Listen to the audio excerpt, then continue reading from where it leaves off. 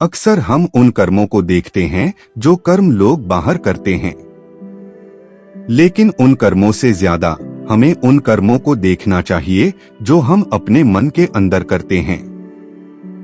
बाहर के कर्मों को बदलने से कुछ फायदा नहीं होता अगर हम अंदर अपना मन ना बदल पाए। एक व्यक्ति था जिसके 2 पुत्र थे। एक की उम्र 15 वर्ष थी तो दूसरे की 17 वर्ष। वह व्यक्ति चाहता था कि उसके दोनों पुत्र योग को अपने जीवन में लाएं और अपने मन को संयम में रख सके। पिता ने अपने दोनों पुत्रों को अपने पास बुलाकर बिठाया और कहा, बेटा मैं चाहता हूँ तुम दोनों योग को अपने जीवन में उतारो और अपने मन को संयम करना सीखो। यही सही वक्त है कि अपने शारीरिक स्वास्थ्य और मानसिक स्वास्थ्य पर ध्यान दो। पिता की बात सुनकर दोनों पुत्रों ने उनकी बात मान ली। पिता फिर बोले, तो फिर ठीक है, तुम दोनों को कल सुबह 4 बजे उठाना है और योग करना है। इसलिए तुम दोनों जल्दी सो जाओ ताकि तुम सुबह जल्दी उठ सको। पिताजी की इस बात पर दोनों पुत्रों ने हामी भर दी। संघर्ष का पहला दिन। सुबह हो गई, 4 बज चुके थे।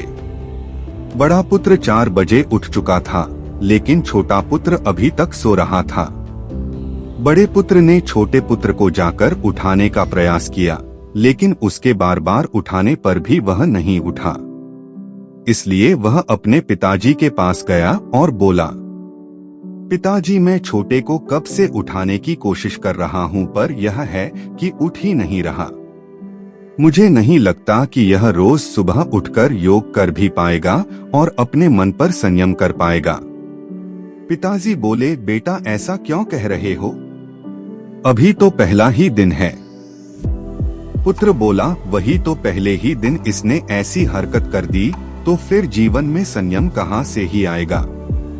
पिताजी बोले, उसके जीवन में संयम आए या ना आए यह तो बात की बात है, लेकिन मुझे लगता है तुम्हारे जीवन में संयम कभी नहीं आ पाएगा। पिताजी के ऐसे शब्द सुनकर वह हैरान रह गया और बोला, पिताजी आप क्या कह रहे हो? जो आराम से घोड़े बेचकर सो रहा है उसको कुछ कहने की वजह आप उल्टा मुझे ही कह रहे हो कि मेरे जीवन में संयम नहीं आ पाएगा। मैं तो जल्दी उठ गया हूँ। पिताजी बोले, तुम्हारे जल्दी उठने का क्या लाभ अगर तुम्हारे अंदर संयम नहीं है? वह सो रहा है हमें साफ साफ दिख रहा है, लेकिन तुम जगे हुए हो और जागते हुए भी सोए हुए हो क्योंकि तुम्हारे भीतर जल्दी उठने का अहंकार है। और जहाँ अहंकार होता है वहाँ संयम तो दूर दूर नहीं होता। इससे तो बेहतर था कि तुम भी उसकी तरह सोते ही रहते। इससे मुझे साफ साफ दिखाई देता कि तुम सच में भी सो रहे हो। सीख। पिताजी ही ऐसी बातें सुनकर उसे महसूस हुआ कि वह जो भी कह रहे हैं सच ही तो कह रहे हैं। मेरे जल्दी उठने का भी क्या लाभ जो मैं इतनी छोटी सी बात के लिए इतना उत्तेजित हो गया। पुत्र बोला, पिताजी आपका धन्यवाद। आपने मुझे मन को संयम करने का रास्ता दिखा दिया है। मैं इसे एक सीख की तरह लूंगा। मुझे समझना चाहिए था कि वह मेरा छोटा भाई है। यदि वह सो रहा है मुझे उसे वक्त देना चाहिए ना कि उस पर क्रोध करना चाहिए। पिताजी बोले, मुझे खुशी है कि तुम मेरी बात को समझ गए।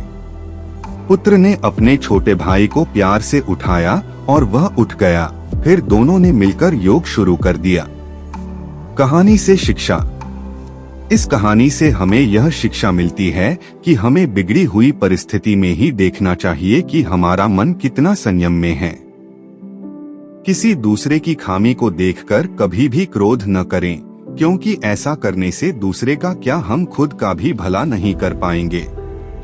हेलो दोस्तों, उम्मीद है कि आपको ये स्टोरी अच्छी लगी होगी। स्टोरी अच्छी लगी हो तो स्टोरी को लाइक और अपने दोस्तों के साथ शेयर करें। तो मिलते हैं फिर ऐसी ही स्टोरी में नेक्स्ट स्टोरी वीडियो में। अगर आप इस चैनल पर नए हैं तो आप मेरे इस YouTube चैनल स्टोरी अड्डा बाय AP को सब्सक्राइब करें। Thanks for watching.